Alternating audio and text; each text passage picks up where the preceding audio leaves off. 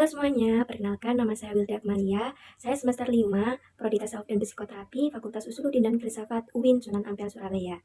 Nah, dalam video kali ini saya akan menjelaskan tentang nilai-nilai tasawuf di pesantren.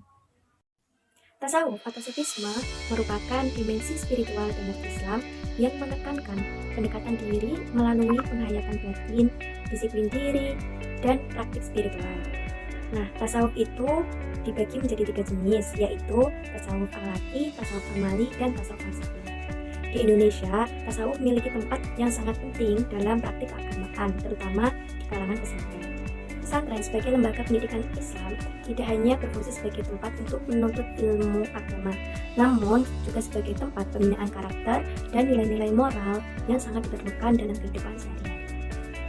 Dalam konteks tasawuf, nilai berkaitan dengan keyakinan dan cara hidup yang diinginkan untuk mendekatkan diri kepada Allah dengan menjauhkan diri dari kecintaan terhadap hal-hal duniawi. Tasawuf dalam konteks pesantren mengajarkan nilai-nilai yang sangat mendalam terkait ilmu, akhlak, amal, riyadhah, dan tabarruk.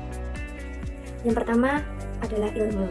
Menurut Al-Ghazali, ilmu itu dibagi menjadi 2, yaitu yang pertama ada ilmu syariah atau ilmu agama.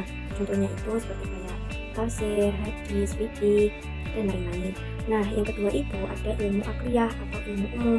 Contohnya itu seperti matematika, kimia, fisika, biologi, dan lain-lain. Pesantren memiliki kultur pendidikan yang khas. Proses belajar mengajar di pesantren menggunakan metode tradisional, di mana santri selain belajar di madrasah juga mendalami tentang kitab-kitab atau yang disebut dengan halaqah.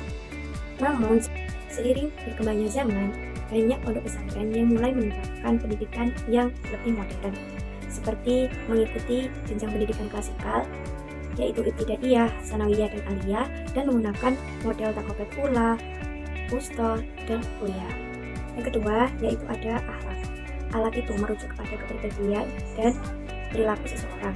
Nah, alat itu dibagi menjadi 2, yaitu yang pertama alat baik, yaitu mahmudah, dan yang kedua yaitu alat tercela atau mazmumah.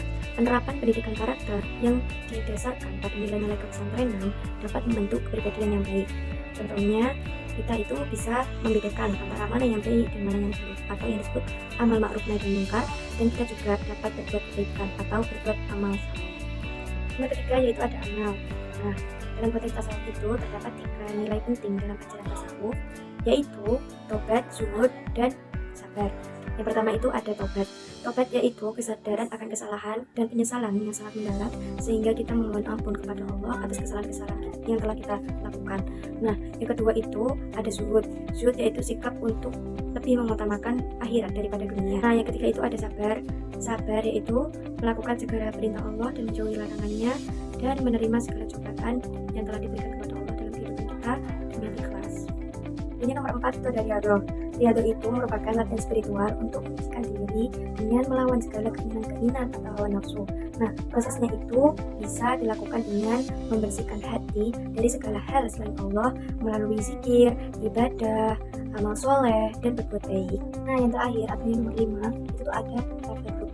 Pesantren itu tidak terlepas dari bertabarruk atau mengalat barokah, karena para santri itu meyakini bahwa ketika kita bertabaruk kepada kiai, maka ilmu-ilmu yang kita dapatkan pasti akan bermanfaat.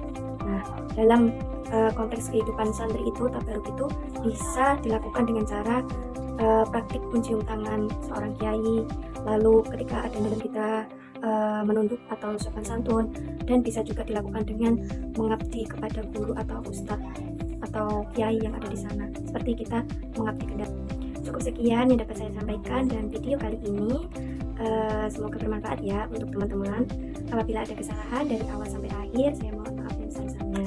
Akhirul kalam, wassalamualaikum warahmatullahi wabarakatuh.